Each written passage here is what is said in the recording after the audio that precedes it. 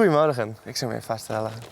Hoi. Douwe Hoijnga van de ChristenUnie dit Sterkste Deal. Ja. En we zijn als Riebeek op zoek naar een nieuwe burgemeester. Ik ben dat als je wat van mij kregen Ja. En we krijgen van alle kanten natuurlijk informatie over hoe moet de burgemeester uitzien. Ja. En daarom willen we de burger daar bevragen van wat Oké. hoe het profiel van de burgemeester eruit ziet. Dus we gaan al verlichte stellingjes waar je in Oorjan kennen hoe jouw burgemeester in zit.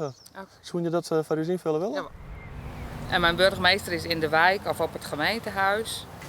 Nou ja, en dan een beetje meer in de wijk. Maar ik denk eigenlijk wel dat er op het gemeentehuis moet zijn. Daar moet ze het al hier wat beregelen natuurlijk. Je had verschillende rollen. Ja, precies.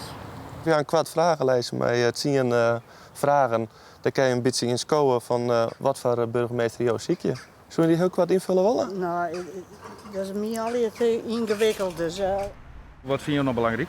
Nou ja, ik vind het wel belangrijk dat een burgemeester dicht bij de mensen zit en ook bij de bedrijven. En dat er wel goed contact is en dat die drempel net al te heeg is. Een bereikbare burgemeester. Ja, en dat er wat meedacht wordt.